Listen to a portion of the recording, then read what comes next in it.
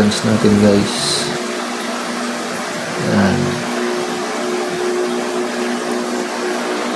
Bali, ang gagawin ko ngayon dyan, gagawin natin siyang disabog.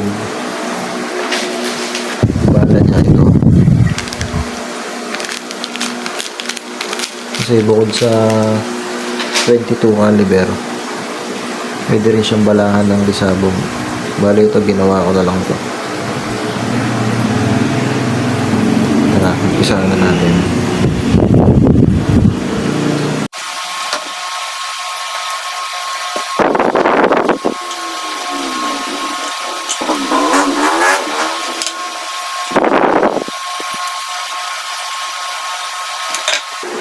Unang gawin na tanggalin nyo muna yung tornilyo dito sa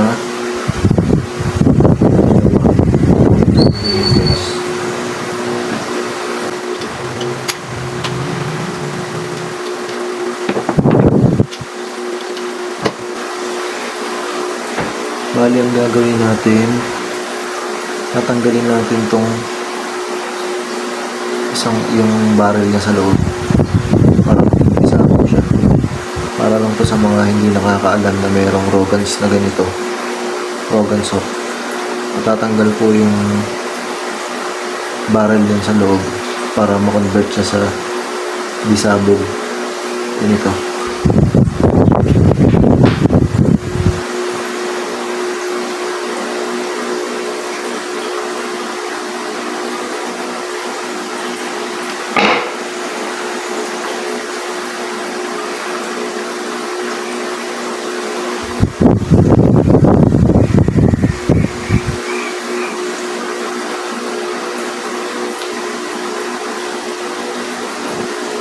Tanggalin nyo itong tornilyo na to.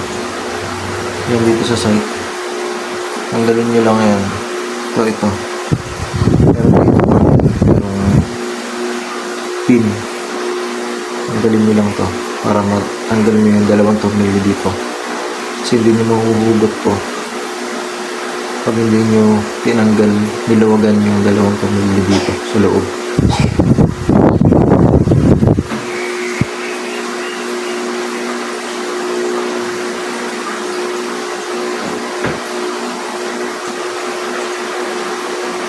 Guys, natanggal ko na yung pin. Yan yung pin. Yan yung laman yan. Yan isang spring. Tapos ito yung dalawang tornilyo. Kita ba? Yan yung niluluwagan yung dalawang tornilyo yan. Luwagan ko lang kahit hindi na natanggal.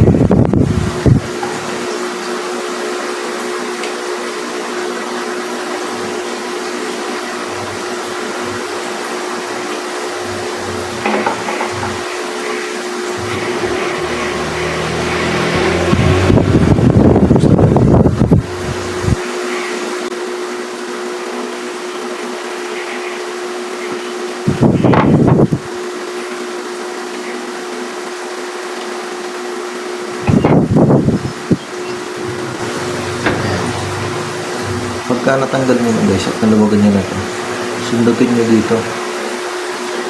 Yan yung barrel nyo. Sundutin nyo.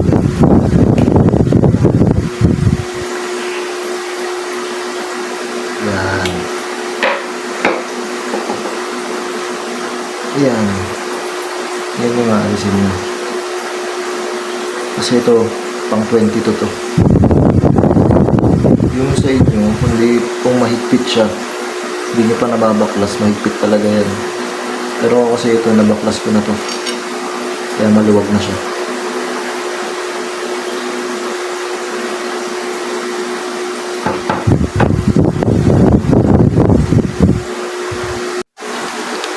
Ayan guys, natanggal na natin yung 22, yung barrel na pang 22. Ito na siya. Yan. Yan, pagbabalahan mo naman siya ng disabog. Ito gagamitin mo. Yan.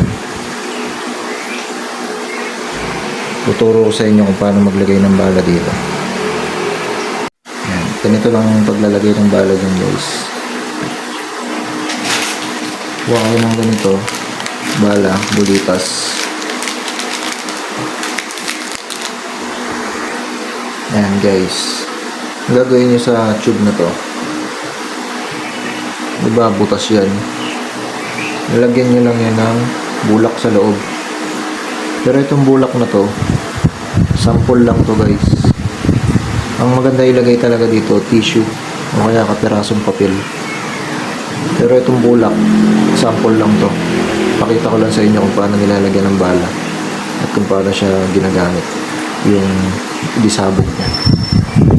Tapos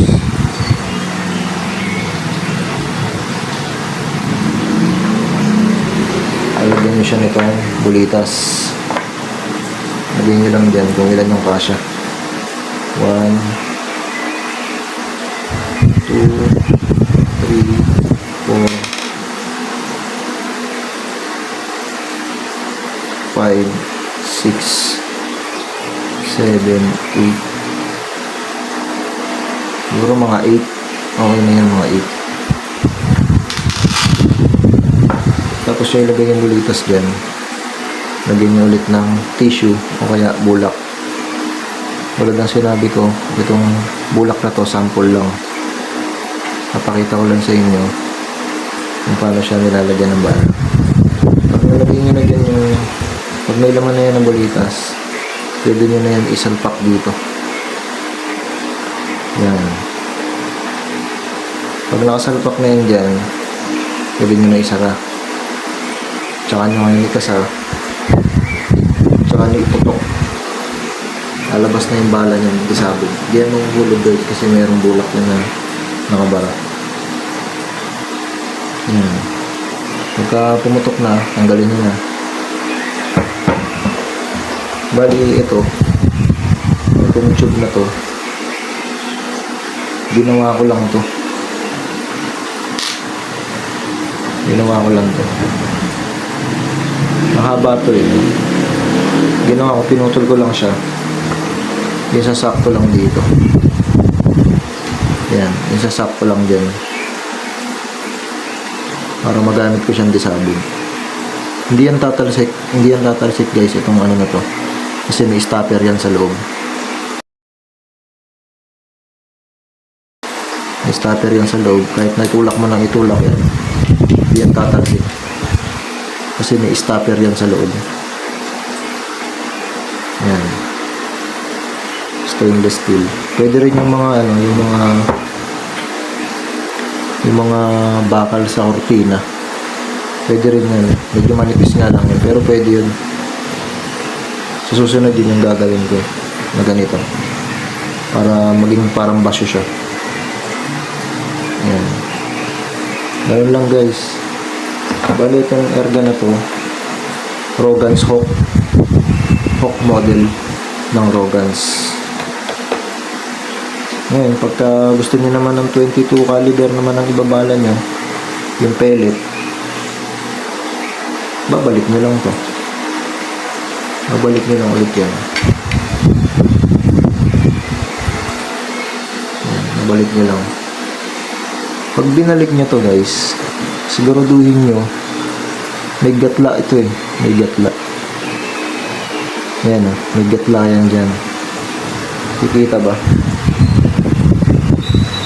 Ayan. Basta meron dyan gatla guys na parang guhit na ganun. Tapos dito sa may taas na to, meron din dyan guhit.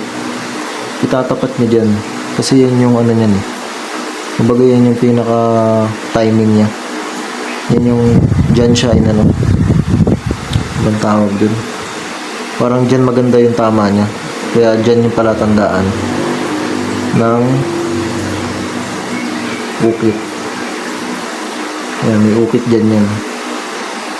Itatapat nyo lang yung guhit nito, yung ukit, tsaka yung ukit dito sa taas. Itatapatin nyo lang na ganyan, tsaka nyo isalpak. Tsaka nyo ibalik na ganyan. Yan. Yan. Okay na. Ready ko na siya ulit.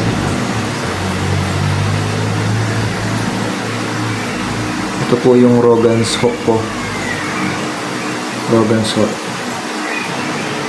Hawk model ng Rogan's. Yan lang kasimple yun guys, para lang sa mga hindi nakakaalam na mayroong ganitong airgun na Rogan's Hawk. Ganun po, kung gusto niyo ng gawing disabog, halimbawa yung huntingin nyo mga manok, mga bibi, pato, ganyan, pwede nyong gamitin yun, yung ito, disabog. Yung disabog po na yan guys, kaya bumutas ng drum yan.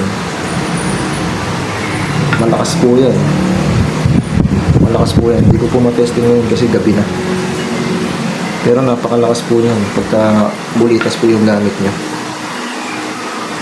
Napakalakas po yan guys.